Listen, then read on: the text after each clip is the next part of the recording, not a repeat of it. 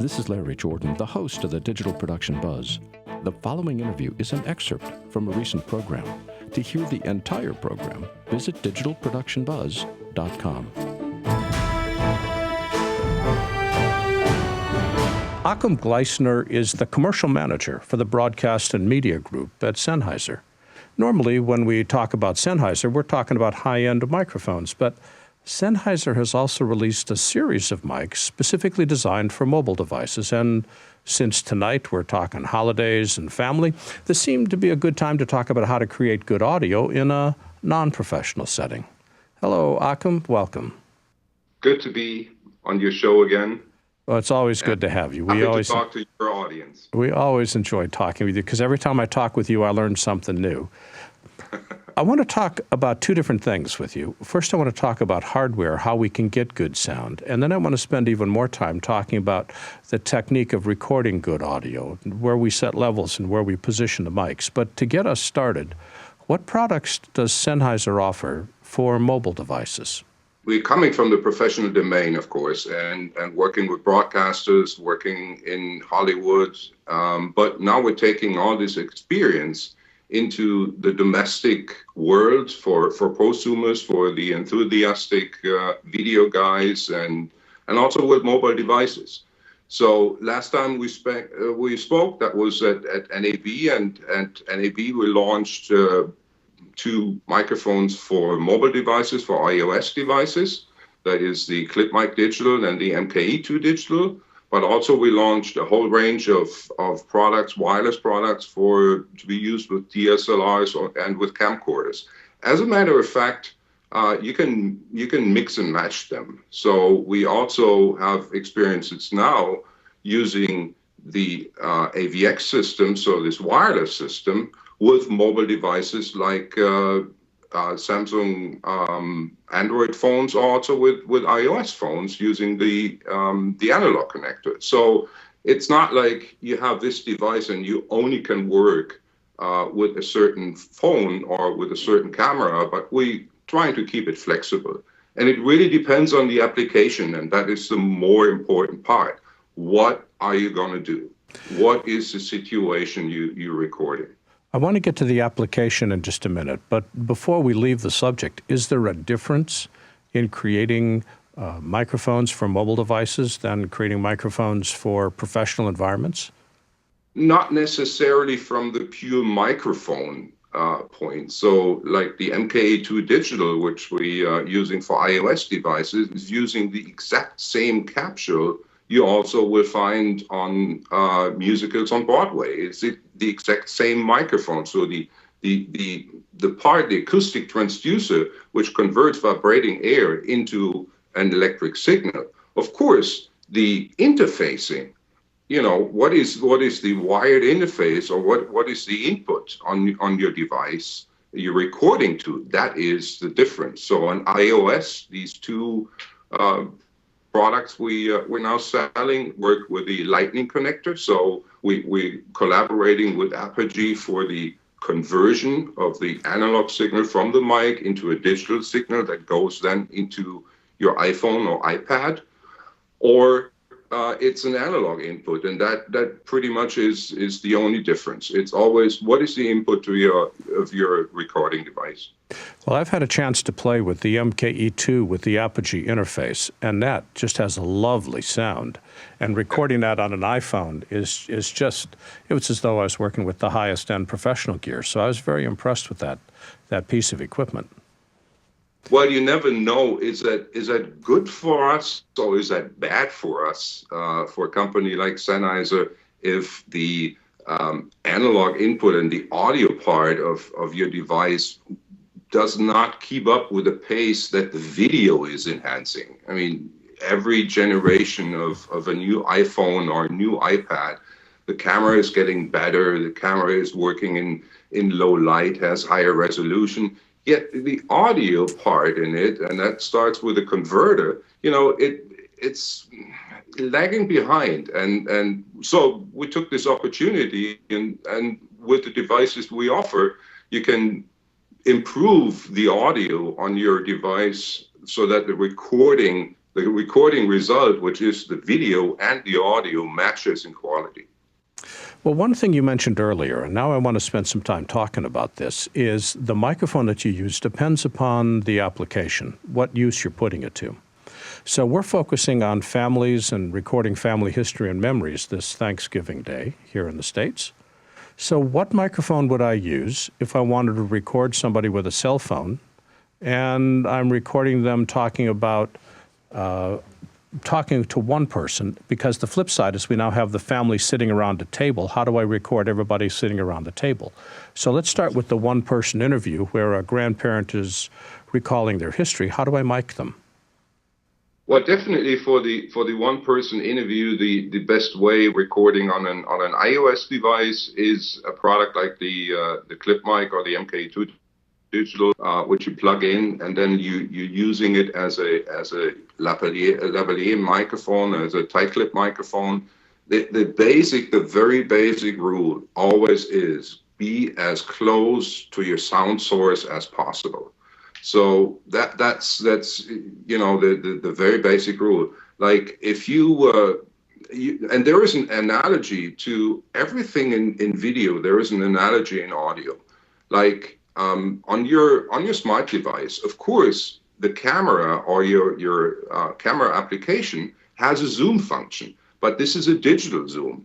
So you know you're zooming in, and then if you really zoom in a lot, then you see how. You see pixels in the image because you're not using the entire sensor. You're just using a small part of the sensor. So you're downgrading your video quality. And the same is true with the microphone. Get as close as to the sound source as possible, like you would do with your camera. Don't zoom your grandma in. Get closer to her. It's your grandma. Don't be shy. And you should do the exact same thing with your mic, because typically these clip mics and these two are two good examples, are so-called omnidirectional mics. So they pick up the entire room. They pick up sound from everywhere, and it's logical if you get closer. It is independent if your grandma moves the head. You always have a very good sound recording. But if you do it from a distance, it sounds like you're in the bathroom, because rooms are typically very, very reverberant. So that's a basic rule on a one-to-one situation. Okay. Well, before we talk about the family, where do we set levels? And do you have a particular piece of software that you like for recording audio? Well, with the clip mic, of course, we're also using an Apogee app, which comes with the mics, but this is an audio recording only app. But what's always useful is to use, if you do video recording,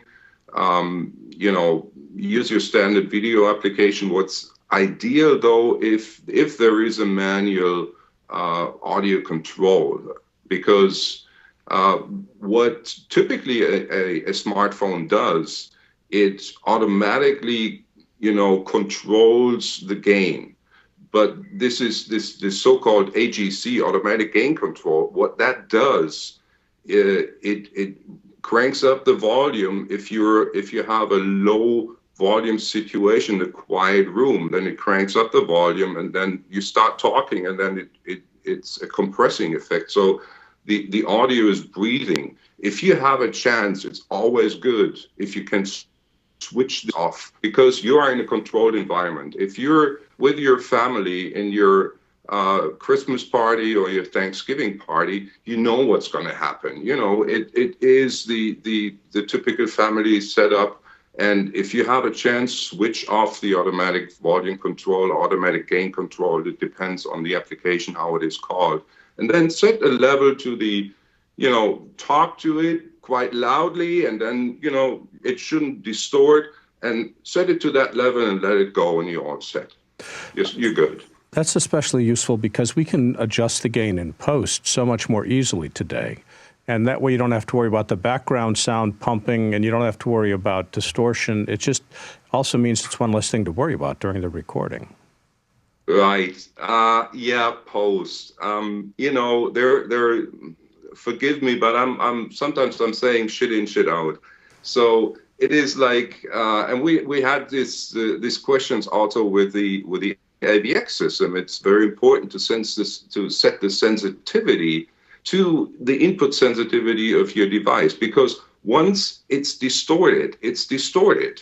It is like, as I said, there is always an analogy in the video world. It's like you take your camera, set full aperture, and do a photo of the sun. So your image is completely overexposed, and then you go in post. So you go take this picture and go in Photoshop and set the brightness down. It's still super highly overimposed, overexposed. So post can do a little, but if you have a good result up front, you don't need any post-production. You don't need it. I stand corrected. What I meant to say is that by recording slightly softer on set, recording with the volume set a little bit lower, it's easy in editing to bring the gain up. But once you have it distorted, you can't fix the distortion. Exactly. And so, as in video, yes, you're right. And the thing about the HEC, the automatic gain control circuit, is by turning that off, you avoid having the background noise pump up and down, which means, again, you have more control in editing to adjust that, as opposed to having to correct it by a bad recording on set. Right, exactly. Well, now let's talk about the world's worst situation for audio recording. The family is sitting around the dining room table and they're all telling stories about what it was like when the kids were young. I've got 6 people talking. How am I supposed to mic that?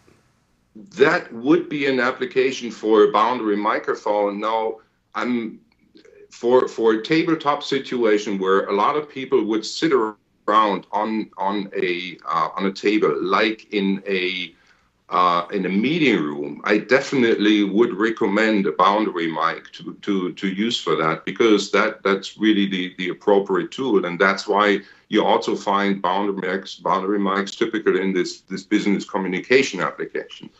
Now, on the dinner table, on your Christmas party, there is silver on the table, there are glasses on the table, there is porcelain on the table.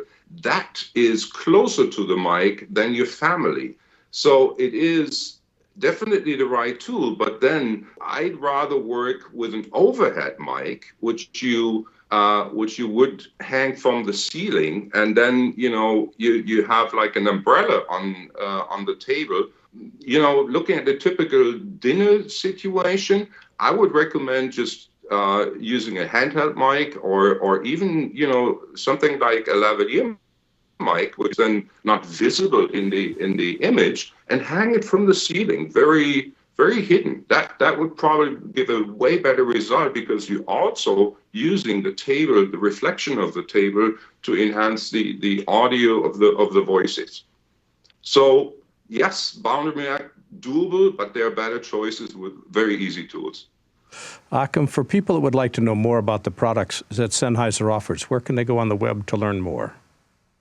You can go on sennheiserusa.com and go on microphones, and there you will find all kind of different setups, different mics. So anything from the clip mic and the MKE2 digital, which goes into the iOS, to the just launched AVX system for DSLRs, but also with mobile devices, and then up to products like the MKE 600 as a shotgun mic. There is a bunch of them. So there is definitely most suitable for every application, also for your Christmas party. Thank you. Achim Gleissner is the commercial manager for broadcast and media at Sennheiser.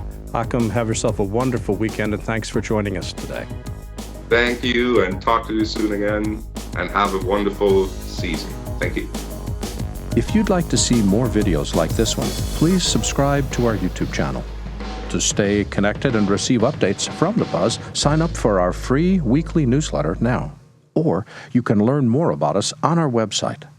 And thanks for watching The Digital Production Buzz.